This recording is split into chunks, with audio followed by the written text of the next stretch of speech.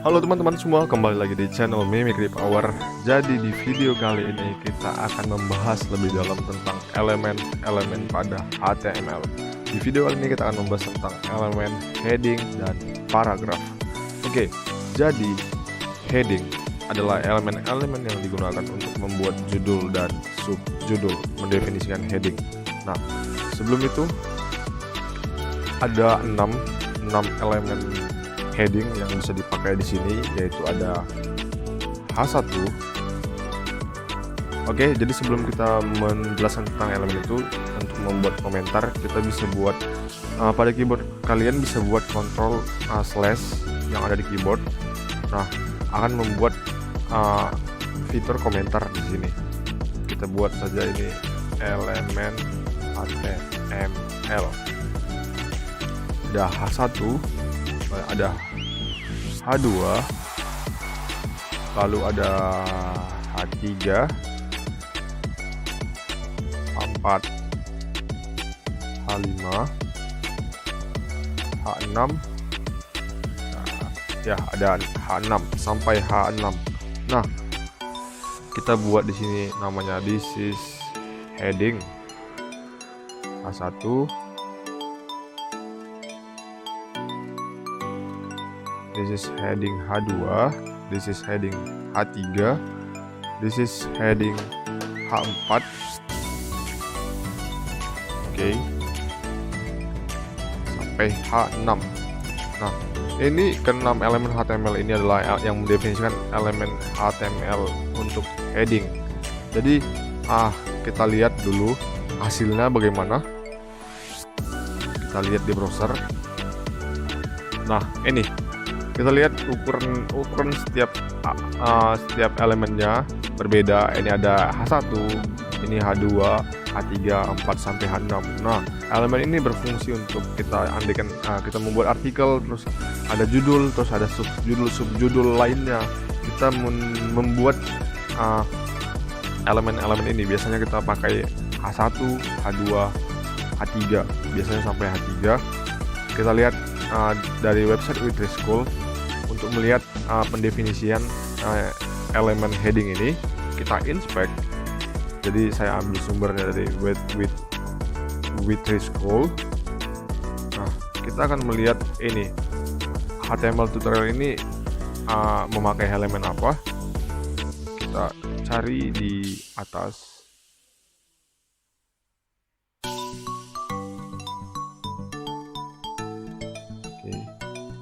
Ada di bagian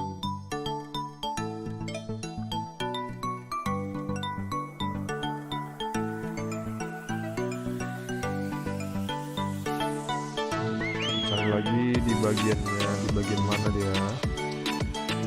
Oke, mungkin ada di bagian sini.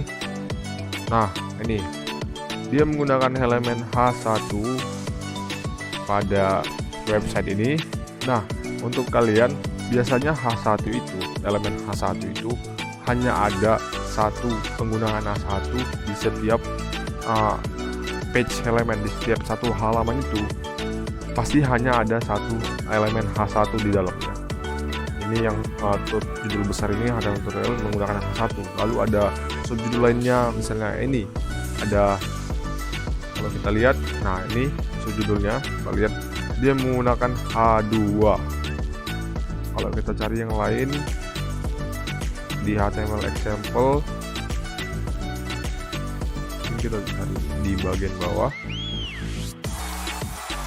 Nah, ini juga menggunakan H2. Jadi ada judulnya, ada subjudulnya kayak gini.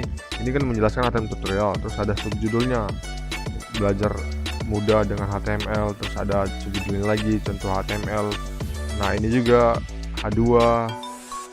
Ini juga H2, ini H2. Jadi subjudul dari si judul utama pada satu halaman ini. Nah, itu contoh penggunaan dari elemen-elemen heading, tag heading H1 sampai H6 yang biasanya memakai H1 dan H2, dan juga H3 yang biasanya dipakai kalau kita membuat artikel pada sebuah website. Nah, selanjutnya setelah kita mempelajari tentang elemen pada heading, kita bisa mendefinisikan teks elemen paragraf. Nah, contohnya, kita pakai satu dulu. Satu kita buat di sini namanya misalnya testing, website testing. Oke, jadi kita buat di sini misalnya ini adalah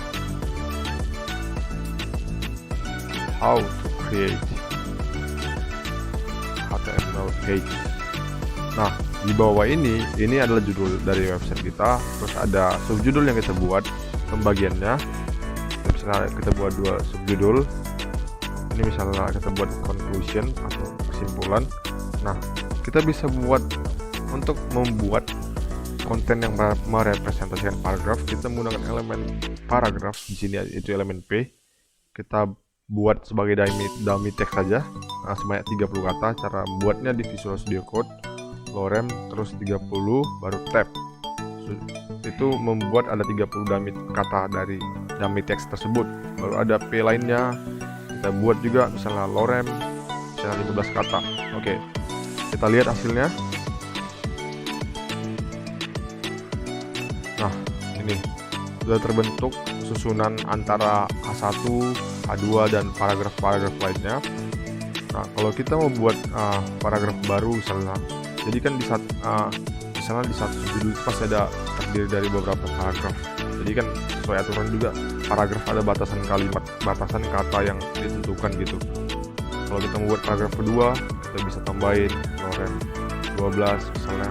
Terus ini juga kita buat misalnya 3 paragraf, lorem 20, baru paragraf 3 pada H2 yang conclusion lorem 25.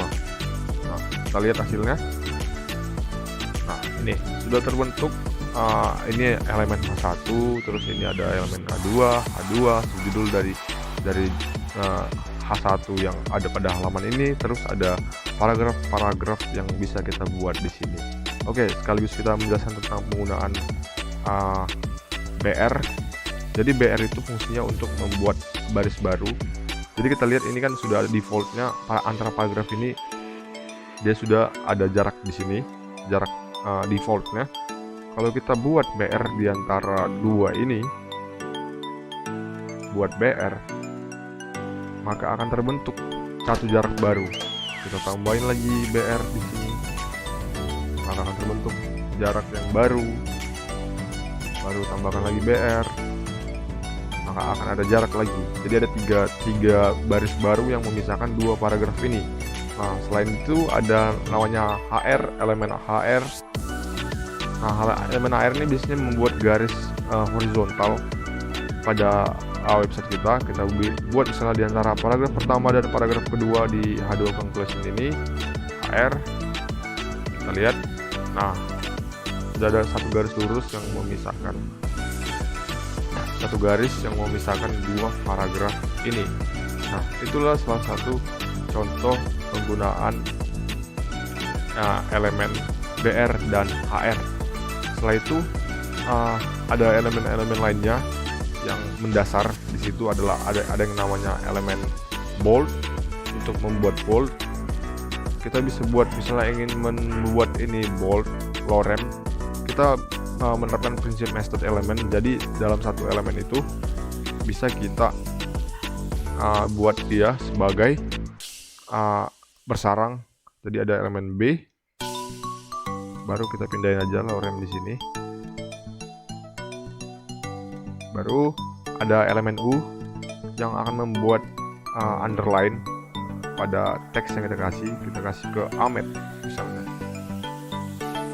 Nah, terus kita lihat di sini akan terjadi, nah, lorem yang kita buat di paragraf tersebut akan memboldkan kata lorem itu. Terus ada Ahmed yang kita buat, kita tutup cover dengan elemen U, akan membuat Ahmed di underline, di garis bawahin. Terus ada elemen I